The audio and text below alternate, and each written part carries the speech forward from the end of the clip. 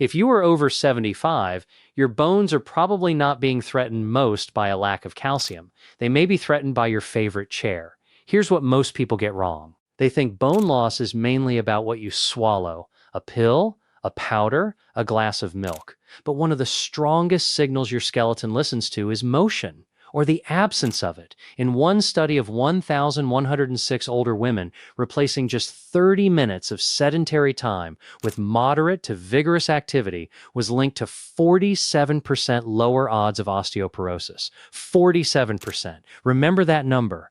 That is not a small number. And that everyday habit that feels safe. Sitting after breakfast, sitting after lunch, sitting through the evening news, then one more hour because your knees feel stiff, can slowly teach your bones to become weaker. Stay with me, because what I'm about to explain is not about guilt. It is about what your body is quietly doing while you think you are simply resting. This is not a small issue. This is not about whether you feel a little sluggish at 3 p.m.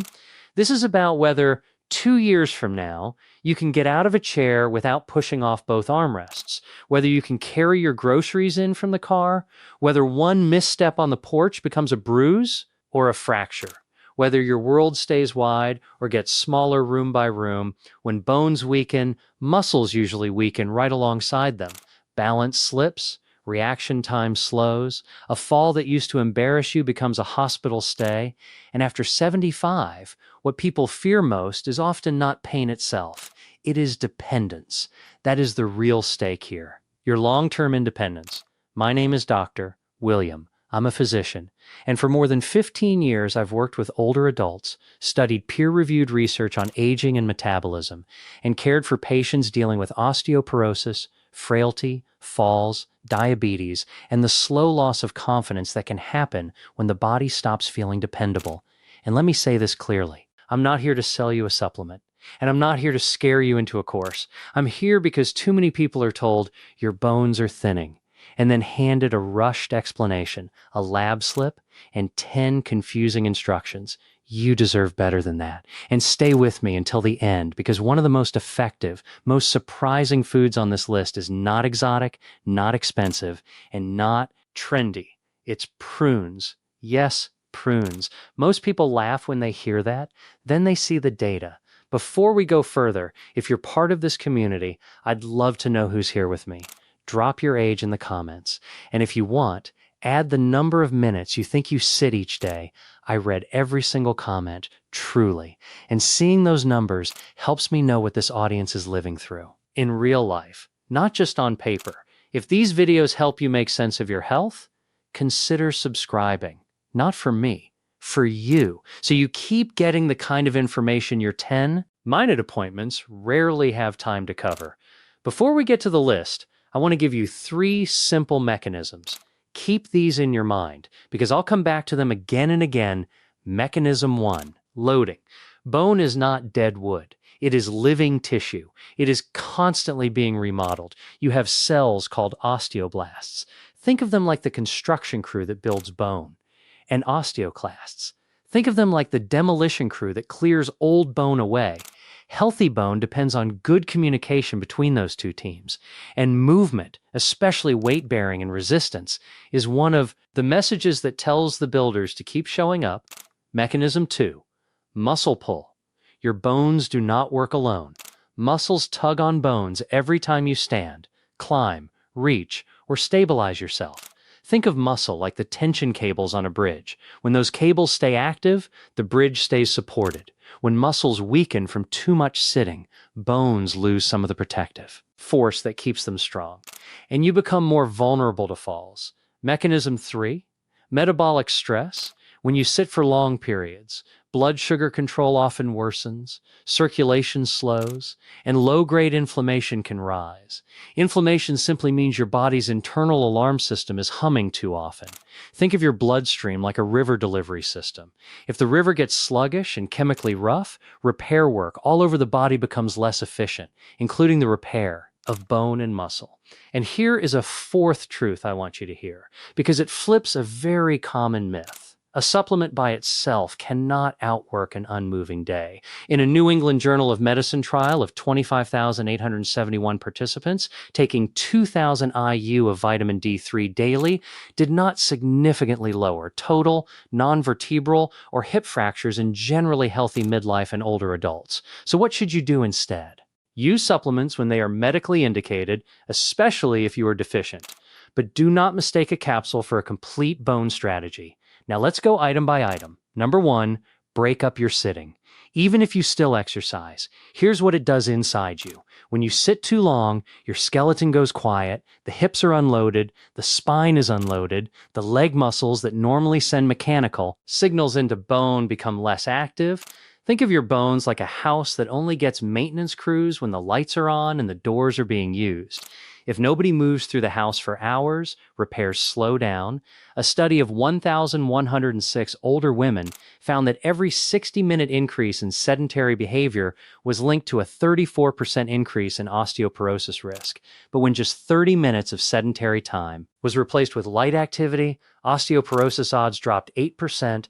Replace that same 30 minutes with moderate to vigorous activity, and the odds dropped 47%. That is not a small number. So what should you do instead? Do not wait for a perfect workout. That is where people get stuck. Set a rule every 30 to 45 minutes. Stand up for 2 to 5 minutes. Walk to the sink. March in place. Do 8 countertop push-ups. Do 10 chair rises. Walk the hallway twice. If you watch television, stand during commercials. If you read, stand after each chapter. If you pray, do a slow lap around the kitchen afterward. Let me tell you about someone I'll call Louise, 81 years old, from Dayton. She told me, "Doctor, I walk in the morning," so I thought I had checked the box. But the rest of her day was a recliner, a crossword book, and another recliner. Her shoulders had started rounding forward, and she said the upholstery on her chair was permanently warm by noon. We didn't begin with an exercise class. We began with a kitchen timer. Every 40 minutes, she stood, walked to the back door, touched the frame, and came back. 3 weeks later, her words were, "I feel less glued down." That was the beginning. Synergy tip. Pair this with number 7, the short post-meal walk. One habit can do double duty. Number 2, train your bones with resistance, not just gentle movement. Walking matters. But walking alone is often not enough. Here's what most people get wrong. They hear "be active" and think any motion will send the same message to bone. It won't. Bones respond especially well to load, meaning the kind of force that happens when muscles work against gravity or resistance. Think of resistance training like sending a certified letter to your skeleton instead of a postcard. The signal is stronger, clearer, harder to ignore.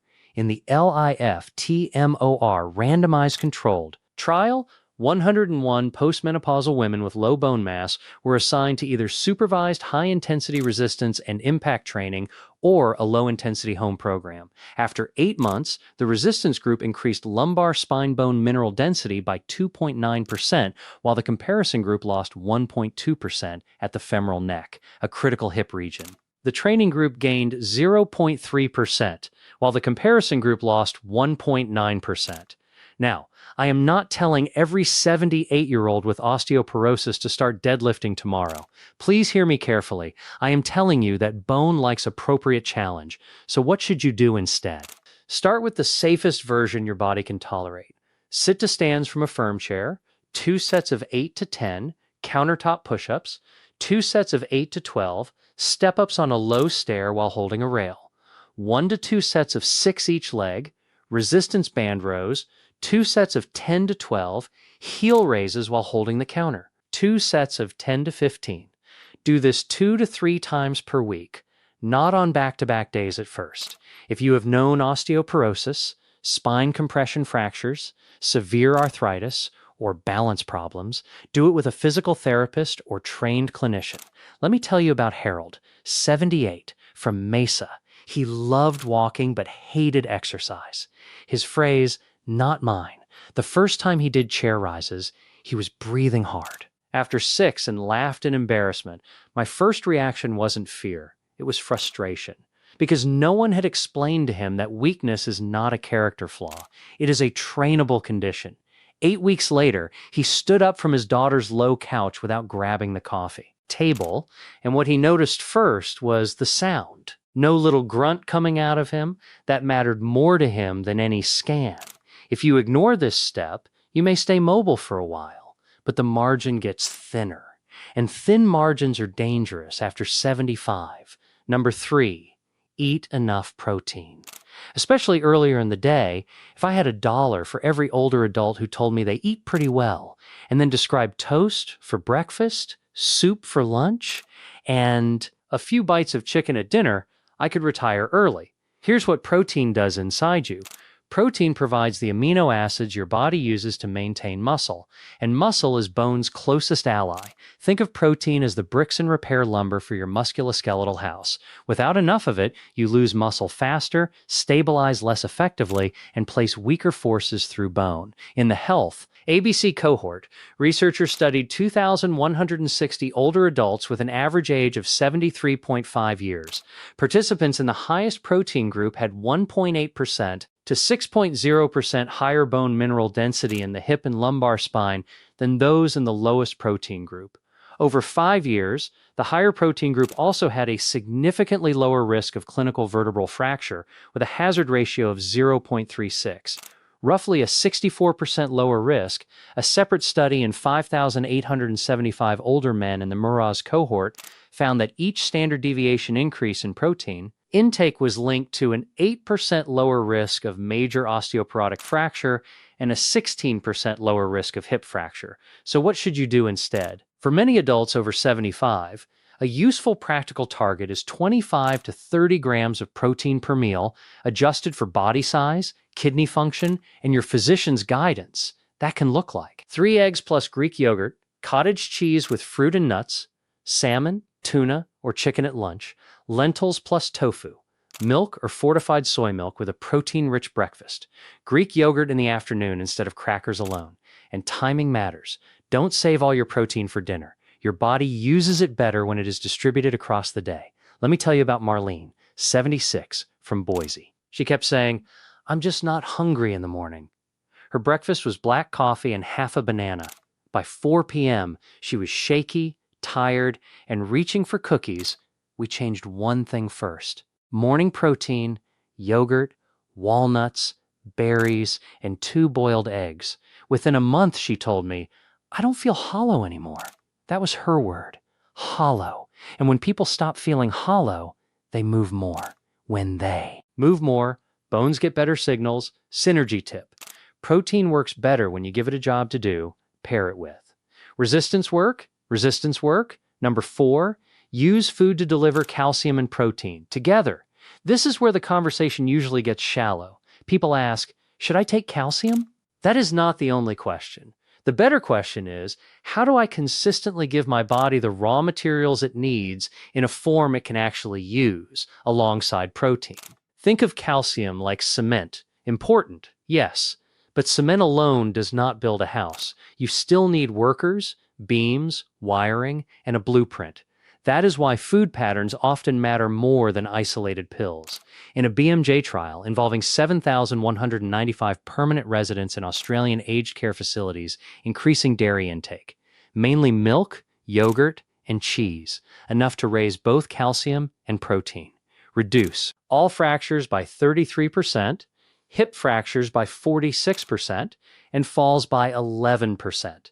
That is one of the most practical intervention studies we have in older adults. So what should you do instead? If you tolerate dairy, aim for 2 to 3 servings a day, especially foods that bring both calcium and protein. Greek yogurt, cottage cheese, milk, kefir, cheese in modest amounts. If you do not tolerate dairy, use fortified soy milk, calcium-set tofu, sardines with bones, or other physician-approved strategies that match your needs. And please don't do this randomly. If you have kidney stones, chronic kidney disease, hypercalcemia, or take certain medications, this needs personal guidance. Let me tell you about Antonio, 82, from San Antonio. He was taking 3 supplements every morning but barely eating lunch. When I asked what was in the refrigerator, he laughed and said, "Mustard and half an onion." We built him a boring plan on purpose. Yogurt at breakfast, milk with lunch, and cottage cheese with fruit in the evening. No drama, just consistency. 2 months later, his daughter told me the kitchen no longer smelled like untouched leftovers because he was actually eating what was there. Here's the part that should concern you most. If you ignore this and rely only on pills, you may miss the very combination. Protein plus calcium in real food. That helps reduce falls and fractures in the first place. And if this is helping you, subscribe and share this with one person you love. A brother, a sister, a parent, a neighbor who says, I'm just slowing down. Because sometimes people do not need more motivation. They need better information. They need the truth. Their appointments do not have time to cover. And if this channel can be part of that, then share it. All right? Let's keep going. Number 5, eat the surprising bone food. Prunes, yes, prunes. Stay with me until the end because this is the item many people almost skip. And then later tell me it was the easiest one to keep. Here's what prunes may do inside you. Prunes contain polyphenols, which are plant compounds that may help quiet some of the inflammatory pathways involved in bone breakdown. Think of inflammation like rust in a hinge. A little is manageable, too much, over time, makes the whole mechanism grind down faster. In the prune study, 235 postmenopausal women were randomized to no prunes, 50 grams per day, or 100 grams per day for 12 months, the women eating 50 grams a day. About 4 to 6 prunes. Preserved hip bone mineral density far better than the control group. Total hip bone. Density fell 1.1% in the control group, compared with only 0.3% in the 50-gram prune group. The control group's hip fracture risk estimate worsened at 6 months, while the pooled prune groups maintained their score. Penn State researchers also reported that daily prune intake helped preserve bone density and bone strength measures at the tibia, the shin bone, an important weight-bearing edge area. So what should you do instead? Try 4 to 6 prunes a day. That is the practical dose, not a giant bag, not a cleanse, just a steady habit. You can. Add them to oatmeal, have them with walnuts as an afternoon snack, chop them into yogurt, eat 2 with lunch and 2 to 4 after dinner. If your digestion is sensitive, start with 2 or 3 and increase slowly. Drink water. Let me tell you about Gloria, 80, from Sacramento. She wrinkled her nose when I suggested prunes. Doctor, that sounds like punishment. 2 weeks later, she sent a message through her daughter. Tell him I put them in oatmeal with cinnamon, and now I miss them if I forget. That's how good habits win. Not by being dramatic, by becoming normal. Here's what most people get wrong. They look for one magic superfood. There isn't one, but there are strategic foods that nudge the biology in your favor. Prunes are one of them. Number 6, train balance like it's bone protection. Because it is. A lot of people hear bone health and think only about scans and supplements, but your strongest bones still lose the battle if your balance fails. Here's what balance work does inside you. Balance training sharpens the communication between your eyes, inner ears, joints, feet, and brain. That communication is called proprioception, a technical word that simply means your body's sense of where it is in space. Think of proprioception like your internal GPS. If the signal gets fuzzy, you drift. If it's sharp, you correct quickly before a stumble becomes a fall. In a randomized trial of 256 physically inactive adults aged 70 to 92, a Tai Chi program done 3 times per week for 6 months led to fewer falls overall, 38 versus 73, a lower percentage of people who fell, 28% versus 46%, fewer injurious falls, 7% versus 18%, and a 55% lower risk of multiple falls compared with a stretching control group. That is huge because the fracture you never have is the one that protects your independence best. So what should you do instead? Choose one of these. Tai Chi, 20 to 30 minutes, 2 to 3 times per week, tandem stance near a counter. 1 foot in front of the other for 10 to 20 seconds, single leg stance while holding the sink lightly, heel to toe walking down a hallway with support nearby, physical therapy balance drills if you're already unsteady.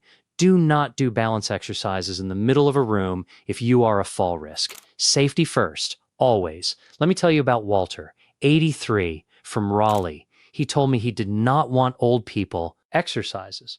Then he tripped getting off a curb and scraped both palms on the sidewalk. What changed him was not the scrape. It was the look on his wife's face. He started Tai Chi at the community center. 3 months later, he told me, "I can feel my feet again." That sentence stayed with me because what he meant was not sensation alone. He meant trust, synergy tip. Do balance work after. Number 2, strength exercises, not before, when you are fresh enough to stay safe. Number 7, walk after meals, especially after dinner. This may sound too simple to matter. It matters. Here's what it does inside you. After a meal, your blood sugar rises. That is normal. But if it rises too high and too often, it can worsen inflammation, energy crashes, and muscle sluggishness. Over time, that environment is not friendly to healthy aging. Think of blood sugar spikes like repeated little surges. In a power line, the system survives them until repeated surges start fraying the wiring. In a study of 10 inactive older adults, 3 15-minute walks after meals reduced 24-hour glucose levels by 10%, compared with an 8% reduction from one 45-minute morning walk. The post-meal walks were at least as effective, and in some situations more practical. Now, does a post-dinner walk directly build bone the way loaded resistance training does? No. Let's be accurate. But it supports the environment bones live in. It helps muscles stay metabolically awake. It helps you avoid becoming a statue after dinner. And if you walk outside in daylight earlier in the day, that may also support circadian rhythm and, in some people, better vitamin D status over time. So what should you do instead? After lunch or dinner, walk for 10 to 15 minutes. Not fast enough to gasp, just brisk enough that you feel like you are going somewhere. If the weather is bad, walk inside, around the house, through the hallway, in place while talking on the phone. Let me tell you about Irene, 77, from Buffalo. Her pattern was dinner, dishes, chair, television, bed. By 8 p.m., she said her legs felt packed with sand. We changed nothing except a 12-minute walk after dinner, holding her grandson's hand on some evenings. She noticed the first benefit not in her bones, but in her sleep. Then in her morning stiffness, then in the ease of getting up from the sofa. One small loop around the block changed the feel of her whole evening. If you want one habit that is easy to begin tonight, this may be it. Let's bring it all. Together, number 1, break up sitting, because long sedentary stretches tell bone and muscle to go quiet. Number 2, add resistance, because load is a direct message to your skeleton to stay strong. Number 3, eat enough protein, because muscle protects bone, and protein helps preserve both. Number 4, use real food sources of calcium plus protein, because bones need building material delivered in a useful pattern. Number 5, consider prunes, because their polyphenols may help slow bone breakdown and preserve hip bone density. Number 6, train balance, because the fall you prevent may matter more than any number on a scan. Number 7, walk after meals, because metabolic health and movement quality shape the environment your bones live in.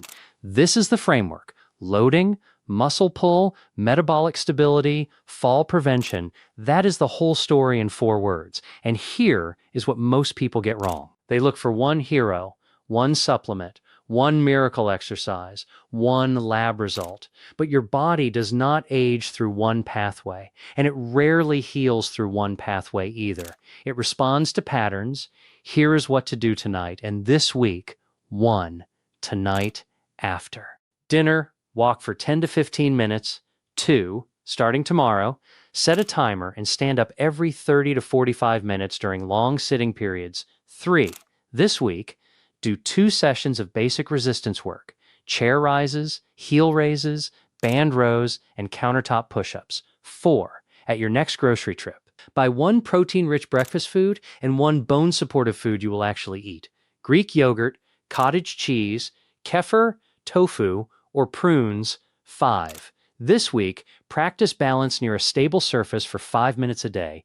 6, at your next appointment, ask your physician whether your bone health plan is complete, including fall risk, protein intake, resistance training, medication review, and whether vitamin D testing or bone density testing makes sense for you. Simple, not easy every day, but simple. I want to end here, not with fear, but with dignity, Because when people talk about bone health, they often talk as if the goal is just to avoid a bad x-ray. That's not the goal. The goal is that you keep living inside your own life, that you carry your own groceries a little farther, that you stand at the sink and peel an apple without needing to sit down halfway through, that you remember your grandchild's name and then bend low enough to tie the shoelace they've stepped on, that you laugh at dinner and do not feel trapped by the chair afterward, that when the phone rings, you stand up and answer it without bracing yourself first. That is health, not perfection, not youth, not some fantasy of becoming 35 again, strength enough to stay yourself. And if you're listening to me thinking, Doctor, I've already sat too long for too many years, then hear this clearly. Your body is always listening for the next signal. A better breakfast is a signal. Standing up is a signal. A short walk is a signal. A stronger leg is a signal. A steadier step is a signal. And those signals matter. Even now, it is never too late. If this helped you, subscribe and turn on the notification bell so you don't miss the next video. And in the comments, answer this for me. What is one habit you are starting today? Standing more often, protein at breakfast, prunes, balance work, or a walk after dinner? I read every single comment, and I want to know which step you're claiming for yourself.